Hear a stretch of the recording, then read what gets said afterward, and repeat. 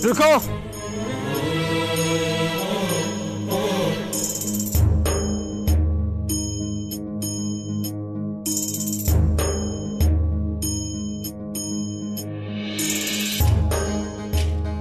अस्सलाम वालेकुम फकीर साहब। खुदा आपकी शोहरत और सल्तनत को बरकरार रखे। फकीर साहब, आपके पास इतने ये गहने और कपड़े क्यों हैं? पास ही इधर इलाके में कुदरत का ऐसा कहर बरपा है कि गांव के गांव उजड़ गए।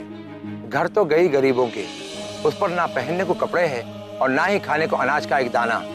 तो हम गांव गांव खुदा के बंदों के लिए अनाज और कपड़े इकट्ठा कर रहे हैं ताकि गरीबों की मदद हो सके।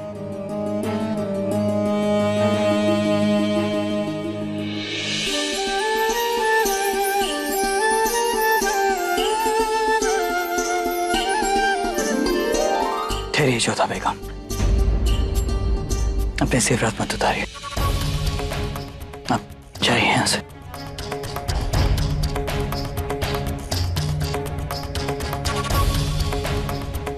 कैसे बादशाह हैं आप, अपने कर्तव्य का भान नहीं, और कैसे मनुष्य है, तनिक भी मानवता नहीं। प्रजा भूखी मर रही है, स्वयं ने उनके लिए कुछ किया नहीं और हमें करने नहीं दिया।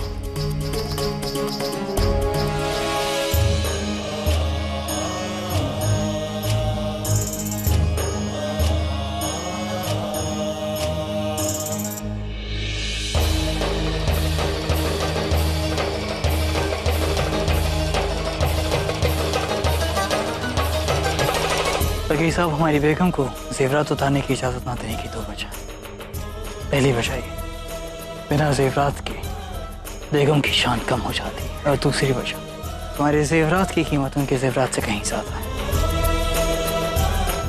नहीं बादशाह सलामत, ये आपकी पगड़ी नहीं, ये आपकी शान है, बहुत कीमती है ये। कीमत ज्यादा है, इसलिए शायद ज्यादा मुस्लिमों की मदद हो जाए। और रही बात शान की, तो किसी भी बादशाह की शान उसकी रियाया की जान से कीमती नहीं है।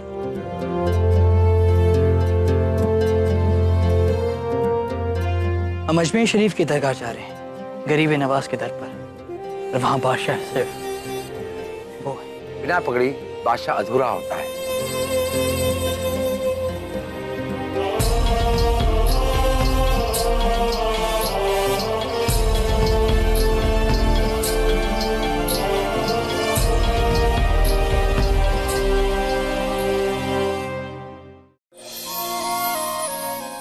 हम क्रोधित थे आपसे जब आपने हमें हमारे आभूषण फकीर को देने से मना किया। गुस्सा उस वक्त हम में भी कम नहीं था मरियम ज़मानी। उस वक्त हम केवल जलाल थे, अकबर नहीं। हमें भी उस समय कहाँ ज्ञात था कि हमारा जीवन का नया मोड़ अजमेर शरीफ की यात्रा से प्रारंभ होने वाला है।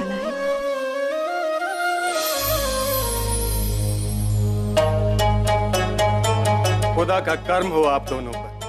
गरीब नवाज की मेहर का नूर आप दोनों की जिंदगी को रोशन करे। अच्छा लगा ये देखकर एक बादशाह इस पाक जगह पर शाही पगड़ी के बगैर आया है, एक आम इंसान की तरह बंदगी करते। जब इंसान अपना गुरूर झुका देता है तो वो बहुत ऊपर उठ जाता है।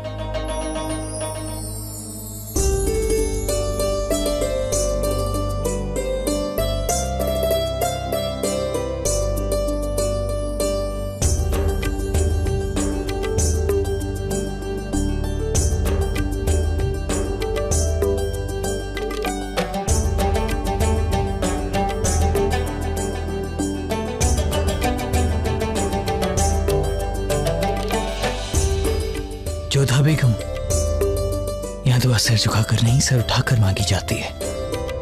आपको आपके मजहब की आजादी यहाँ भी है, अगर आप चाहें तो दुआ नहीं मांग सकती हैं। हमारा मन है शहंशाह, बहुत सुना है यहाँ के विषय में। दुनिया भर से हर धर्म के लोग यहाँ पर आते हैं। सुना है ईश्वर के बहुत दुलारे हैं ये। संसार के किसी भी शहंशाह से अधिक शक्तिशाली, परंतु उतने ही दयावान। ऊंचा नीचा, छोटा बड़ा, अच्छा बुरा, जो भी यहाँ पर आता है सभी को अपनी शरण में ले लेते हैं, सभी को प्रेम का संदेश देते हैं। ये इतने महान संत की कर्मस्थली हमारे लिए पूजनीय है। इनसे मांगी गई हर प्रार्थना हमें सदैव सद्मार्ग ही दिखाएगी। सुभान अल्लाह, बड़ी पाक और ऊंची बात कही आपने बेगम साहिबा। आपकी सोच आपको ऊंचा ओहदा दिलवाएगी। हमें यकीन है आपकी दुआएं कबूल होंगी, आपकी झोली भर दी जाएगी। शहंशाह जलालुद्दीन और बेगम जोधा, गरीब नवाज ख्वाजा साहब की नजर इनायत आपको नसीब हो। यहाँ तक आया आपका साथ हमेशा कायम रखे। खुदा आपकी मोहब्बत का तवर्रुक अता फरमाए।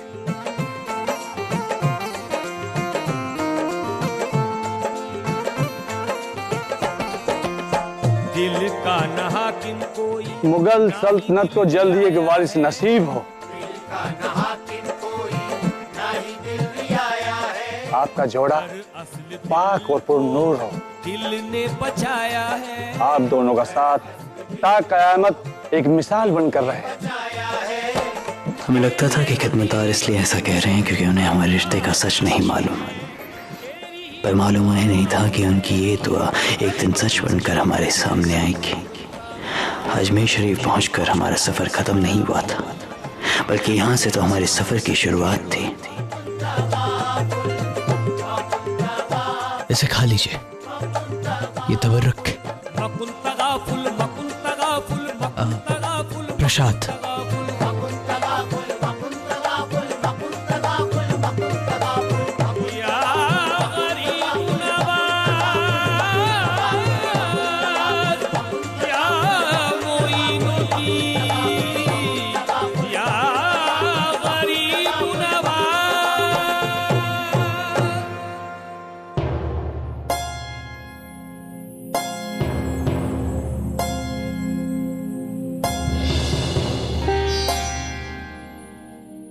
शहंशाह ने सब कुछ छीन लिया हमसे गरीब नवाज।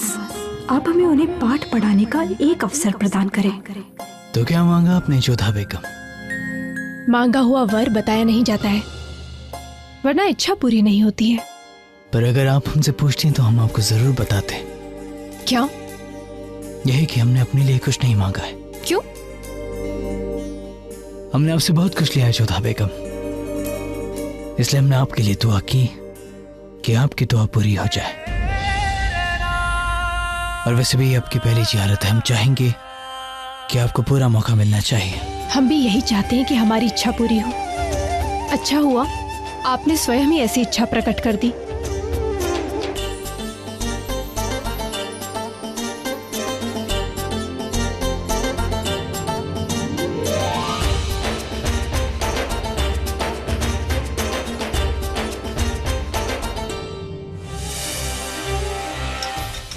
हमें ये स्वीकार नहीं है। हम यहाँ पर आपके साथ आए थे दरगाह की अर्चना करने, प्रार्थना करने, एक नेक लक्ष्य लेकर आए थे। हम अपनी आंखों के सामने निर्दोष पशुओं का वध होते हुए नहीं देख सकते। शिकार करना हमारा शौक है जोधा बेगम, और आप हमें रोक नहीं सकते। आप चाहें तो हमारे साथ आ सकती हैं और अपना हाथ आजमा सकती हैं, कि हमने सुना है कि आपका निशाना भी अच्छा है। हमारे यहाँ पर निर्दोष प्राणियों के जीवन के मूल्य पर मनोरंजन नहीं किया जाता है। क्यों? क्या आपके यहाँ कोई शिकार नहीं करता? याद रखिए जोधा बेगम, अगर हम आपकी जान नहीं बचाते तो वो सांप आपको डस लेता। इस दुनिया में जीने के लिए एक को दूसरे को मारना ही पड़ता है जोधा बेगम। ये बात प्राण बचाने की नहीं, प्राण लेने की है, वो भी केवल मनोरंजन के लिए। केवल अपने झूठे अहंकार को सिद्ध करने के लिए आप निर्दोष प्राणियों को वध कर देंगे। अब चाहे इसे हमारा गुरूर समझे जोधा बेगम, लेकिन शिकार हमारा शौक नहीं, हमारी आदत है, और हम अपनी आदत को बदलना नहीं चाहते। जिसने भी इसे बनाया है कमाल बनाया है। आग उगलती है और सामने वाले के अंदर की आग को ठंडा करती है।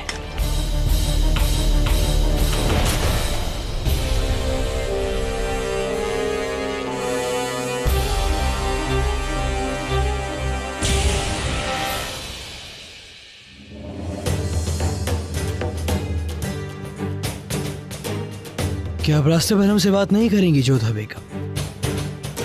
आप जैसा विचित्र मनुष्य हमने कभी नहीं देखा है। इतना कुछ हुआ है हमारे साथ, न चाहते हुए भी इस जंगल में आपके साथ शिकार पर आना पड़ा, और अब आप चाहते हैं कि हम आपसे बातें भी करें। बस जोधा बेगम, बहुत हुआ। क्या करेंगे आप? एक घने जंगल में एक शहंशाह क्या करते हैं? शिकार। वो हम आपको नहीं करने देंगे। आप हमें रोक भी नहीं सकती हैं जोधा बेगम। रोक सकते हैं, वैसे ही जैसे उस दिन हिरण को बचाया था, जिसका आखेट आप और रुकैया बेगम करना चाहते थे। तो वो आप थी, मतलब आपने शुरू से ही ठान ली थी रुकैया बेगम को शिकस्त देने की। हमारी लड़ाई रुकैया बेगम से नहीं है, बल्कि उनसे है जो कारण ही निर्दोष पशुओं का वध करना चाहते हैं। बिना वजह कहाँ जोधा बेगम? उस जानवर को फक्र होगा कि एक शहंशाह की दिलजोई के लिए वो कुर्बान हुआ, और हमें दुख होगा कि एक पशु को एक दूसरे पशु ने मार दिया। कौन जानवर है और कौन इंसान, इस बात का फैसला तो ये नरनाल करेगी। अस्त्र शस्त्र आत्मरक्षा के लिए बनाए जाते हैं, ना कि निर्दोष पशुओं का वध करने के लिए। अपना इल्म अपने पास रखिए जोधा बेगम, और शोर मत मचाइए। हम नहीं चाहते कि शिकार चौकन न हो जाए।